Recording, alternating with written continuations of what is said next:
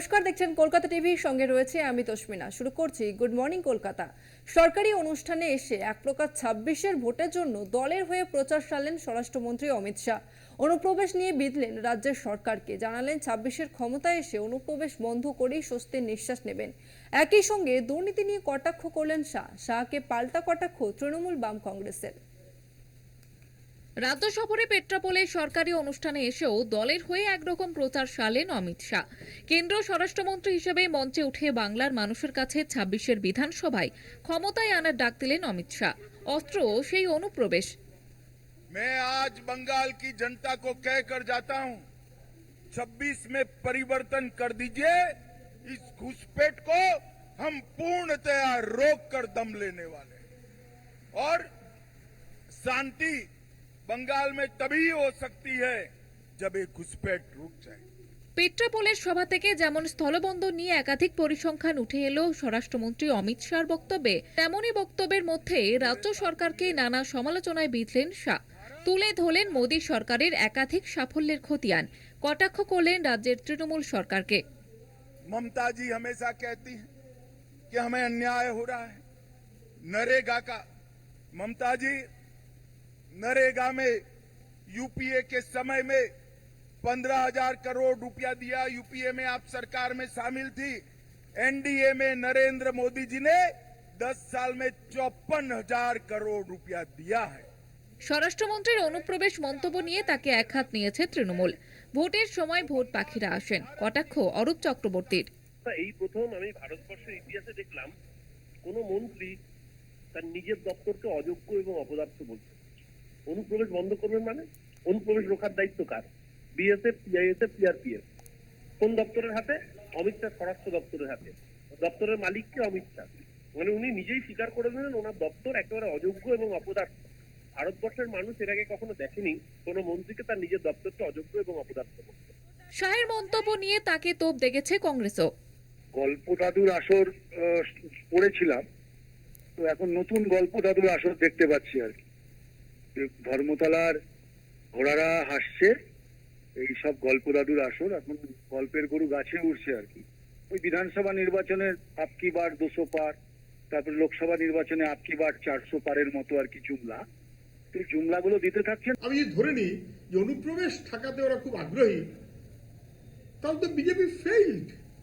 19 সালের আইন করলেন, তারপর কি সমস্ত তার থেকে 5 বছর পরে একটা রুলস ফ্রেম করলেন। সেই রুলসে তো কোনো নাগরিকত্ব দেওয়া হয়নি, প্রায় যা দেওয়া হয়েছে আগের নিয়মে। ফলে সরকার অনুপ্রবেশ বন্ধ, নাগরিকত্ব এই সংক্রান্ত ব্যাপারে মানুষকে ভোটের জন্য মিথ্যা বলছেন, এটা একেবারে স্পষ্ট হয়ে গেছে। পেট্রাপোলে যাত্রী টার্মিনাল ভবন এবং মৈত্রীদ্বার উদ্বোধন করেন মন্ত্রী। তার দাবি, পেট্রাপোল ল্যান্ডপোর্ট দক্ষিণ এশিয়ার সবথেকে বড় বন্দর, সবথেকে ব্যস্ত বন্দর। ভারত বাংলাদেশের ব্যবসার 70% এই বন্দর থেকে হয়। এর মাধ্যমে সীমান্ত সংলগ্ন দেশগুলির সঙ্গে ভাষা সংস্কৃতির আদান প্রদান হবে, যার মাধ্যমে নতুন যুগের সূচনা হবে। কলকাতা টিভি। রবিবার বনগাঁয় গিয়েছিলেন বিএসএফ এর একটি অনুষ্ঠানে যোগ দেন স্বরাষ্ট্রমন্ত্রী অমিত শাহ। সেখান থেকেই পেট্রাপোল সীমান্তে যাত্রী টার্মিনাল ভবন এবং মৈত্রীদ্বার উদ্বোধন করলেন শাহ। ওয়াকিবহাল মহলের মতে এই বন্দর দুটি চালু হওয়ার ফলে আন্তর্জাতিক ক্ষেত্রে ভারতের বাণিজ্যিক লাভ হবে। কেন্দ্রীয় স্বরাষ্ট্রমন্ত্রী অমিত শাহ আজ বনগাঁর পেট্রাপোল সীমান্তে এসে 3টি প্রকল্প উদ্বোধন করেন।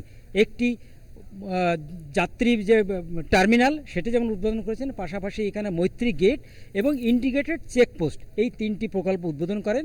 গত 1.5 বছর আগে অমিত শাহ এসেছিলেন, এসে এই প্রকল্প 3টের তিনি শিলান্যাস করে গেছিলেন। আজকে 1.5 বছর পরে এই 3টি প্রকল্প উদ্বোধন করলেন এবং এই 3টি প্রকল্প উদ্বোধন হওয়ার ফলে যেটা সাধারণ মানুষ সুবিধা পাবেন, যে এই যে বনগাঁর পেট্রাপোল সীমান্তে সেখানে যে যাত্রী পরিবহন, যেমন সাধারণ মানুষ যে আধুনিক অনেক সুযোগ সুবিধা পাবেন, ডিজিটালাইজ হয়ে গেছে এবং সমস্ত রকম সুযোগ সুবিধা পাবেন। পাশাপাশি এখানে যে এই যে মৈত্রী গেট দিয়ে যে বাংলাদেশে যে বাণিজ্য হতো, সেই বাণিজ্য যে পরিমাণে লরি যাতায়াত করতো তার থেকে অনেক বেশি পরিমাণে যাতায়াত করবে। ফলে একদিকে যেমন ভারতের যে অর্থনৈতিক অনেকটা চাঙ্গা হবে, বৈদেশিক মুদ্রা আমদানি হবে, তেমনি ভারত থেকে যে বাংলাদেশে যে রপ্তানি হবে, পাশাপাশি বাংলাদেশ থেকে যে যাত্রী যারা এখানে বিভিন্ন কারণে আসেন, চিকিৎসা পরিষেবা নিতে আসেন, কেউ ট্যুরিস্ট ভিসা নিয়ে আসেন, তারা যেমন সুবিধা পাবেন, পাশাপাশি ভারতের অর্থনীতি অনেকটা চাঙ্গা হবে।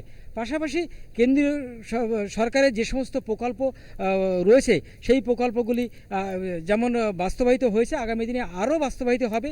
পাশাপাশি এখানে কিন্তু অমিত শাহ যে রাজ্য সরকারের মমতা ব্যানার্জিকে সমালোচনা করেন এবং সমালোচনা কিন্তু বলেন যে এই যে সরকার চলছে এবং সেখানে যে যদি আগামী দিনে 26 সালে যদি বিজেপি গভর্নমেন্ট আসে, সেক্ষেত্রে আরও অনেক প্রকল্প বাস্তবায়িত হবে এবং বাজেট বাড়ানো হবে। বনগাঁর পেট্টাপোল সীমান্ত থেকে দেবাশিস মণ্ডলের রিপোর্ট, কলকাতা টিভি। সল্টলেকের ইজেডসিসিতে দলীয় বৈঠকে অমিত শাহ, উড়িষ্যায় জিতেছি, এবার বাংলায় জিতবে, এমনটাই মন্তব্য করেছেন শাহ। পাশাপাশি তিনি আরও বলেছেন যে পশ্চিমবঙ্গকে দ্বিতীয় বাংলাদেশ হতে দেব না। কেন্দ্রের পাঠানো টাকা যাচ্ছে তৃণমূল নেতাদের পকেটে। 235 জন বিজেপি কর্মীর প্রাণ গিয়েছে।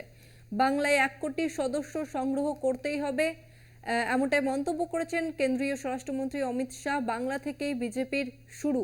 2026-এ বিজেপি সরকার আসবেই, বিজেপি ক্ষমতায় এলে বাংলায় অনুপ্রবেশ বন্ধ হবে, মন্তব্য করেছেন অমিত শাহ।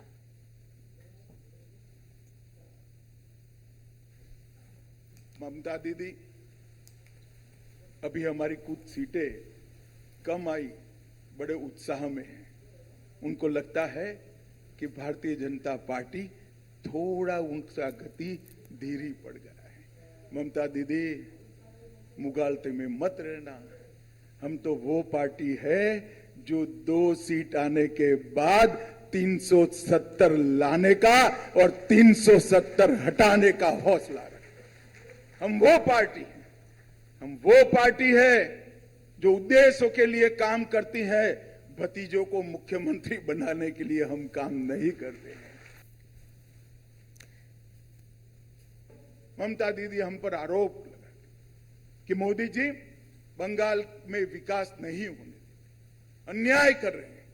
मैं आज इस कार्यक्रम के माध्यम से करोड़ों कार्यकर्ता देख रहे हैं, उनके सामने ममता दीदी को पूछना चाहता हूं, 10 साल तक इंडिया अलायंस की सरकार रही, आप इसका समर्थन कर रही थी। कितना पैसा दिया इंडिया अलायंस ने बंगाल को? 10 साल तक, 2004 से 14 तक रही, वो जवाब नहीं देती। मैं आज जवाब देता हूं बंगाल की जनता को, 2004 से 14 तक 2,09,000 करोड़ रुपया 10 साल में यूपीए की सरकार ने, इंडिया अलायंस की सरकार ने दिया। और ममता दीदी, अब कान खोल कर सुन लो, 14 से 24 मोदी जी की सरकार चली, एनडीए की सरकार चली, भाजपा की सरकार चली।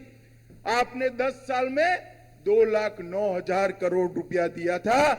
मोदी जी ने 10 साल में 2,09,000 करोड़ के सामने 7,74,000 करोड़ रुपया बंगाल को दिया। और पाई पाई का मेरे पास हिसाब है ममता दीदी, पाई पाई का हिसाब। आप कोई तिथि तय कर दो, हमारे युवा मोर्चा का, भाजपा का अध्यक्ष बंगाल का आपके सामने हिसाब लेकर आ जाएगा और आपको पाई पाई का हिसाब। अब बंगाल की जनता को गुमराह कर रहे हैं। इस देश में 60 साल के बाद कोई एक नेता के नेतृत्व में कोई भी पार्टी तीसरी बार लगातार सरकार बनाई है तो नरेंद्र मोदी जी के नेतृत्व में भारतीय जनता पार्टी। हम 240 आए, मखौल उड़ाते हो, अहंकार में आ गए हो। राहुल बाबा, 14, 19 और 24 तीनों चुनाव का आपका टोटल भी 240 नहीं होता है, आपका टोटल भी 240।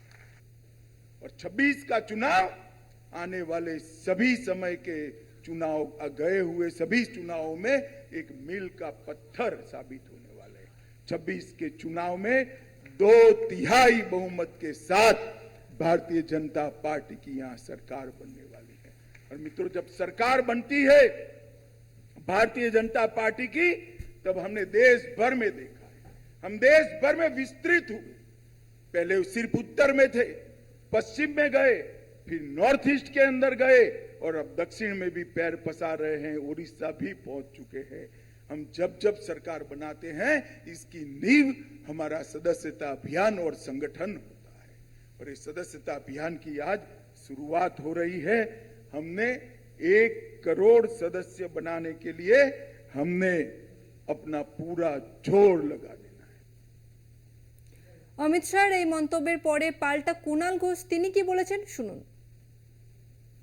কেন্দ্রীয় স্বরাষ্ট্রমন্ত্রী অমিত শাহজির উচিত ছিল যে আর্জি করেন এই অভয়া বা নির্যাতিতা আমাদের ঘরের মেয়ে যার ধর্ষণ এবং হত্যাকাণ্ড হয়েছে তার বাবা মা আমরা যেটুকু জানি তার সঙ্গে দেখা করতে চেয়েছিলেন। আমরা এর আগেও বলেছিলাম তার উচিত দেখা করা, টাইম দেওয়া। তিনি পশ্চিমবঙ্গে এলেন, এতগুলো রাজনৈতিক উৎসাহ করলেন, বিভ্রান্তি ছড়ালেন, অথচ এই অভয়া বা তিলোত্তমা তার বাবা মার সঙ্গে দেখা করলেন না। আমরা তীব্র নিন্দা জানাচ্ছি। নারী নির্যাতন নিয়ে কথা বলার কোনো অধিকার এই অমিত শাহ এবং বিজেপির নেই। এদের জমানায় দেশে গড়ে দিনে 90টি নারী নির্যাতনের ঘটনা ঘটছে। উন্নাও, হাথরাস, উত্তরপ্রদেশ থেকে মধ্যপ্রদেশ, গুজরাট, মহারাষ্ট্র, মণিপুর, দিল্লি সব জায়গায় কুৎসিত ঘটনা ঘটছে। তারা বাংলা নিয়ে কুৎসা করতে আসেন, একবার বাবা মাকে সময় দিলেন না।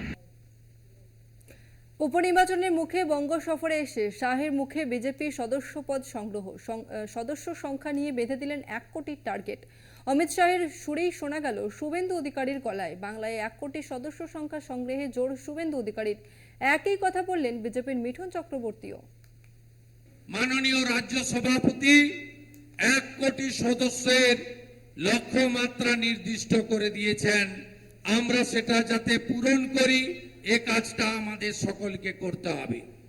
ভারতীয় জনতা পার্টি 235 জন কর্মী শাহাদাত বরণ করে শহীদ হয়ে পশ্চিম বাংলায় এই অবিচার অত্যাচারের বিরুদ্ধে লড়াই করছে এবং আমরা পার্টি প্রতিষ্ঠা হওয়ার পরে এবারে আসন সংখ্যার নিরিখে আমাদের অভিষ্ট লক্ষ্যে পৌঁছাতে পারিনি, কিন্তু আমরা সর্বোচ্চ ভোট 2,33,27,000 ভোট পেয়েছি। যে ভোটের 100% সনাতনী এবং জনজাতিদের ভোট। এই ভোটে এতটুকু জল নেই এবং এই ভোটে অন্য কারোর ভোট নেই। मैं आप लोगों से यही मांगने जाऊंगा कि आप तैयार हैं। जो बूथ में बैठा है उसको मार के भगा देते हैं। क्यों भगा देते हैं? हम लड़ नहीं पाते, लेकिन हमको अभी वो योद्धा चाहिए जो उस कुर्सी में बैठेगा, बोलेगा मार, हम नहीं जाएंगे। একটু বেশি হিন্দিতে বলে ফেললাম, কিন্তু আপনারা সব বুঝছেন আমি কি বলছি। 1 কোটি ভোট আপনারা দেবেন তো?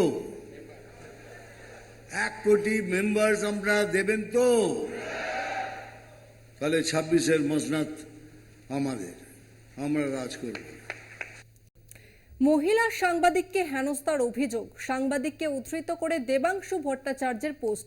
সিপিএম নেতা তন্ময় ভট্টাচার্যের বিরুদ্ধে অভিযোগ। তন্ময় ভট্টাচার্যকে সাসপেন্ড করল দল।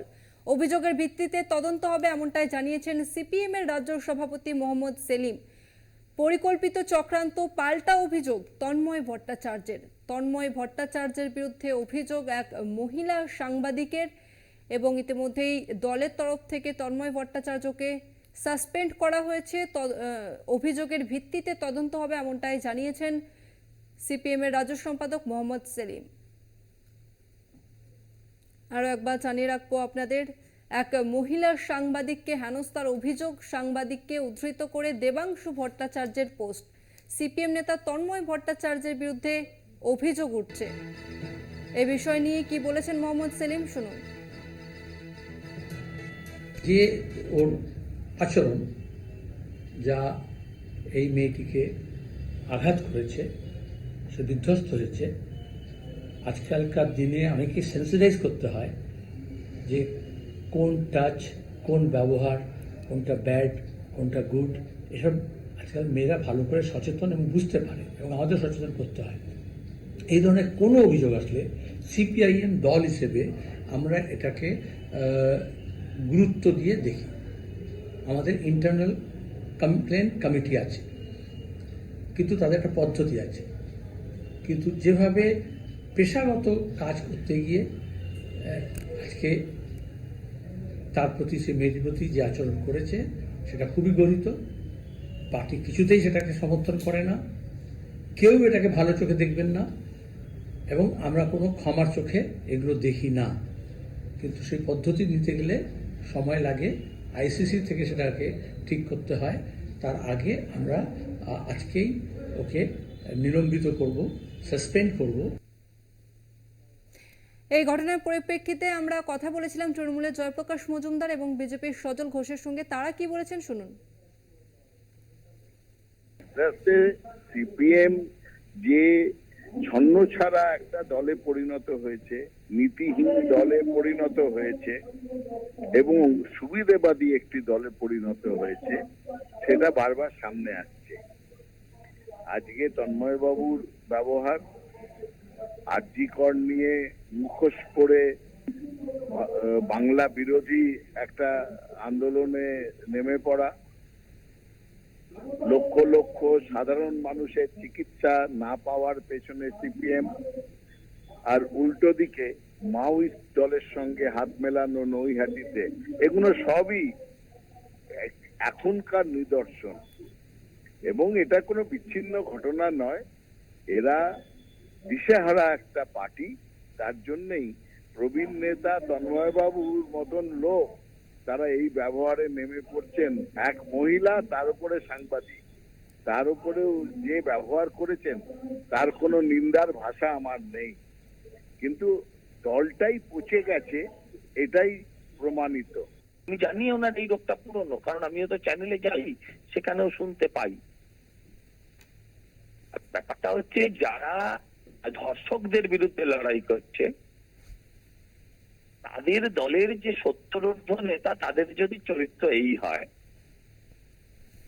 তাহলে তাদের জওয়ান নেতাদের অবস্থা কি? বিধানসভা লোকসভায় শূন্য থাকার পর তারপরেও যদি তারা এই ধরনের কাজকর্ম করতে যায়, এরা আবার গিয়ে রাত জাগে, এরা আবার গিয়ে এদেরকে নিয়ে আবার মীনাক্ষীরা ডাক্তারদের আন্দোলনে যায়, ভাবতে অবাক লাগে।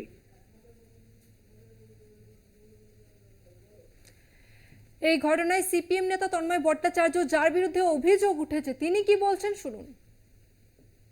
আমার কাছে এটা খুব দুর্ভাগ্যজনক, খুব বেদনাদায়ক যে আমার পার্টি সেক্রেটারি আমার কাছে জানতে চাইলেন, আমি তাকে হোয়াটসঅ্যাপে জানালাম কি ঘটনা ঘটেছে, জানানোর পরে তিনি আইসিসিতে পাঠিয়েছেন। আমি মনে করেছি ঠিক করেছেন, ইন্টারনাল কমপ্লেন কমিটিতেই পাঠানো উচিত, তিনি ঠিক কাজ করেছেন পাঠিয়ে। কিন্তু সেই ইন্টারনাল কমপ্লেন কমিটি একবার আমায় ডাকতো, আমার সাথে একবার কথা বলতো, আমার কথা শুনতো, তার আগে সাসপেন্ড ঘোষণা করে দিলেন। এটা আমার কাছে অত্যন্ত বেদনাদায়ক। আমি এটা মেনে নিতে পারছি না, গ্রহণ করতে পারছি না। সামনেই রাজ্যে 6টি বিধানসভায় উপনির্বাচন। এবার মাদারিহাট বিধানসভা কেন্দ্রের উপনির্বাচনে কি ফ্যাক্টর চা বলয়ে চা শ্রমিকদের একাধিক দাবি ও অসন্তোষ আসন্ন উপনির্বাচনকে আলাদা মাত্রা দিয়েছে। বিজেপি দাবি নির্বাচনে তারাই জিতবে, পাল্টা তৃণমূলের অভিযোগ চা শ্রমিকদের বঞ্চনার ইস্যুতে গেরুয়া শিবির অপপ্রচার করছে। আসন্ন বিধানসভা উপনির্বাচনে চা শ্রমিকদের দীর্ঘদিনের ক্ষোভ, বঞ্চনা যে একটা বড় ফ্যাক্টর হতে চলেছে তা টের পাচ্ছেন রাজনৈতিক দলের নেতারা। মাদারিহাট বিধানসভা কেন্দ্রে উপনির্বাচন। এই কেন্দ্রটি আলিপুরদুয়ার জেলার অন্তর্ভুক্ত হলেও জলপাইগুড়ি জেলার বানারহাট ব্লকের 2টি গ্রাম পঞ্চায়েত এই বিধানসভার অন্তর্গত। জমির পাট্টা থেকে ক্রয়েজ হাউস কিছুই তৈরি হয়নি বলে অভিযোগ চা শ্রমিকদের। মানে লাইনে লাইনে ঘুরে কি বলে তারা? এখানে ভোট দেবে, আমি আপনার জন্য এটা করে দেবো, এটা করে দেবো। তো ভোটের পরে খোঁজ নেয় না? না। তো আপনারা জমির পাট্টা এখনো পাননি? পাইনি তো, ওরা ভোট পাই গেছে, এখন চুপচাপ করে বসে আছে। এই যে আবারও তো ভোট আসছে, কি ভাবছেন? ভোট আসতেছে, কিন্তু ভোটের সময় যদি বাড়ি বাড়ি যাবে জিজ্ঞেস করতে, যখন ভোট সব খতম হয়ে যাবে তারপর খোঁজ খবর নাই। 13ই নভেম্বর ভোট। মাদারিহাটে শুরু হয়ে গেছে কেন্দ্রীয় বাহিনীর রুট মার্চ। 2016 সাল থেকে বিজেপির দখলে রয়েছে এই আসন। অভিযোগ, কেন্দ্রের অন্তর্গত গয়েরকাটা চা বাগানে হয়নি কোনো উন্নয়ন। নির্বাচন যত এগিয়ে আসছে সুর চড়াচ্ছেন চা শ্রমিকরা। বিজেপির দাবি, এলাকার উন্নয়ন থেকে যাবতীয় সুযোগ সুবিধা দেওয়া হয়েছে। সম্পূর্ণ এ পক্ষপাতিত্বের অভিযোগ, কেননা এখানে বিজেপি প্রত্যেকবার জিতে আসছে, তাই রাজ্য সরকার জানে যে এই জায়গাটা বিজেপির শক্ত ঘাঁটি, তাই এখানে তারা করছে না, তাই তাদের জন্য প্রেস হাউস হচ্ছে না, তাদের পাট্টা পাচ্ছে না, কিচ্ছু পাচ্ছে না, তার জবাব এবার উপনির্বাচনে পাবে। জমির পাট্টা সহ শ্রমিকদের একাধিক দাবিকে সামনে রেখেই আসন্ন উপনির্বাচনে ঘুঁটি সাজাচ্ছে বামেরা। নির্বাচনে জিতলে বিধানসভায় সরব হবেন বলে প্রচার চালাচ্ছেন তারা।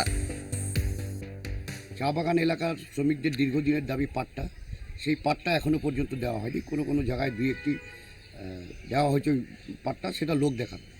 আরও চা বাগানে যে শ্রমিক মহল্লা, সেই শ্রমিক মহল্লাগুলোর খুব বাজে অবস্থা। দীর্ঘদিন থেকে শ্রমিক মহল্লা রিপেয়ারিং বা তৈরি করার কোনো পরিকল্পনা নেই। চা বাগান অধ্যুষিত এলাকার মধ্যে বেশিরভাগ জায়গায় নদী সংলগ্ন এলাকা আছে, যেখানে নদী ভাঙনের বিশেষ সমস্যা, চা বাগান ভেঙে যাচ্ছে। আমরা চা বাগান অধ্যুষিত এলাকায় আমাদের প্রচার কর্মসূচি চালাবো এবং এই প্রচার কর্মসূচির মধ্যে দিয়ে মানুষের কাছে তুলে ধরবো যে তাদের বঞ্চনা। বিজেপি নয়, এলাকার উন্নয়নের জন্য সচেষ্ট হয়েছে রাজ্য সরকার। শ্রমিকদের দীর্ঘদিনের বঞ্চনা দূর করতে যাবতীয় ব্যবস্থা নেওয়া হয়েছে বলে দাবি করেন স্থানীয় তৃণমূল কংগ্রেস নেতৃত্ব।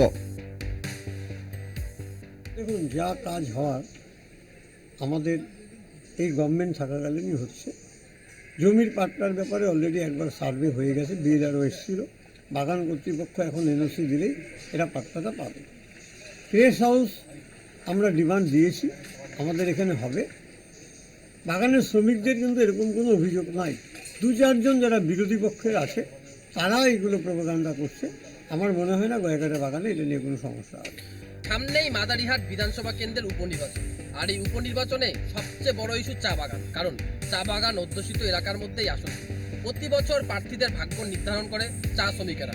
প্রতি বছর এই আসনটিকে নির্বাচিত হয় এসটি প্রার্থীরা। রাজনৈতিক মহল যেমনটা মনে করছেন যে এই চা বাগান শ্রমিকরাই এবার 7 নম্বর গ্রাম পঞ্চায়েত এলাকায় শাসক দলকে ধাক্কা দিতে পারে। এখন দেখার বিষয় শেষ পর্যন্ত রাজনৈতিক দলের নেতারা কতটা তাদের মন জয় করতে পারে। বানাহাটের গয়াকাটা থেকে শুভজিৎ দেবনাথ, কলকাতা টিভি। সরকারি খাদ্য সামগ্রী থেকে গ্রাহকদের বঞ্চিত করার অভিযুক্ত রেশন ডিলারকে শোকজ। শুরু বিভাগীয় তদন্ত। বসিরহাটের তেঘরিয়ার গ্রামবাসীদের অভিযোগের ভিত্তিতে পদক্ষেপ খাদ্য ও খাদ্য সরবরাহ দপ্তরের।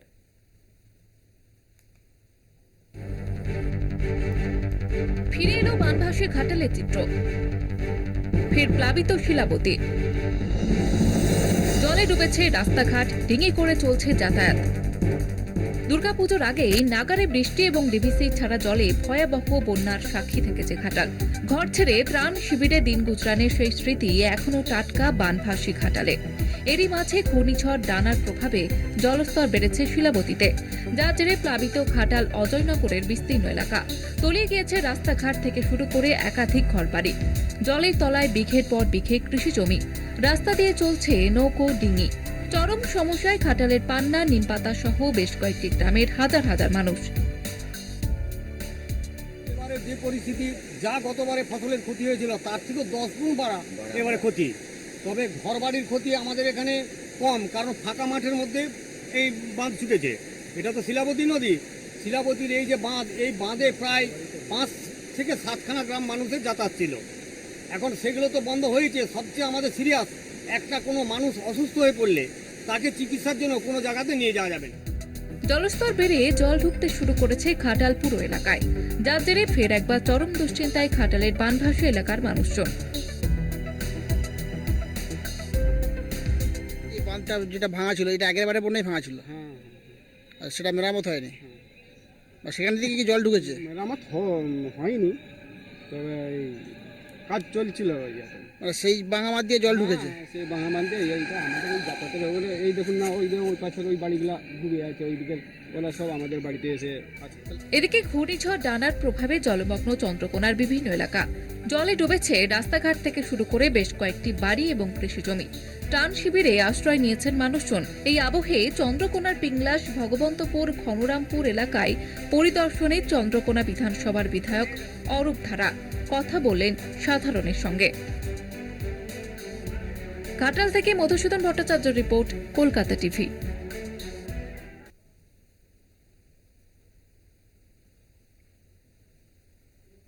রবিবার দক্ষিণ বাক্সারা উদয়াচল স্পোর্টিং ক্লাবের ময়দানে আয়োজিত হয় বিজয়া সম্মিলনী। দক্ষিণ বিজয়া সম্মিলনীর মাধ্যমে হাওড়া মেরিনার্সের শুভ উদ্বোধন অনুষ্ঠানে প্রধান অতিথি হিসেবে উপস্থিত ছিলেন মোহনবাগান ক্লাবের সচিব দেবাশিস দত্ত।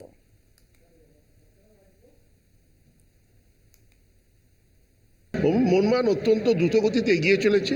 এটা পাবলিক ক্লাব, কারুর পিতৃ সম্পত্ত ক্লাব নয়, এটা ক্লাব এগিয়ে চলেছে এবং এখন মানুষের অনেক বেশি, পাবলিক অনেক বেশি মোটিভেটেড এবং আপনারা তার সাফল্য নিরিখেই আপনারা বিচার করতে পারবেন যে অন্য ক্লাবেদের থেকে মোহনবাগান অনেক দিক দিয়ে যেমন সর্বদিক দিয়ে, শুধু ফুটবল নয়, ফুটবল, ক্রিকেট, হকি, 22 বছর পরে আমরা হকি শুরু করে হকি চ্যাম্পিয়ন হয়েছি, লাস্ট ইয়ার রানার্স হয়েছি।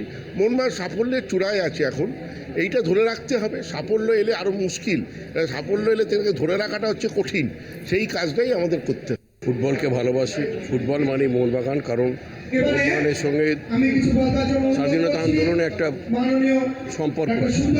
2011 সালে যে ব্রিটিশদের হারিয়ে যে সিল জয়, সেই সঙ্গে ভারতবর্ষের স্বাধীনতা লাভ, দুটোর মধ্যে একটা, সেই কারণেই আমরা মোহনবাগানের কট্টর সমর্থক এবং সেই সঙ্গে রাজনীতি করার সুবাদে আমরা ইস্ট বেঙ্গল, মামানা সকলের সঙ্গেই, সকলকে নিয়েই চলি, কিন্তু মোহনবাগান ভালো করলে ভালো লাগে। মোহনবাগান সম্বন্ধে একটা আলাদা আবেগ, মোহনবাগান মানে একটা আলাদা টান, নারীর টান। তো খুব স্বাভাবিকভাবে এখানে ভীষণ ভালো লাগলো যে আজকে আর একটা সংগঠন মোহনবাগান ক্লাবের তৈরি হলো এবং যে কথা দেবাশিস বলল যে এই সংগঠনের মেইন দায়িত্ব থাকবে যাতে মোহনবাগান ক্লাবের গৌরব তারা যেভাবে সেটাকে যেন রক্ষা করে, এটাই। গুড মর্নিং কলকাতা আজকের মতো এ পর্যন্তই। দেখতে থাকুন কলকাতা টিভি, রাত দিন 7 দিন।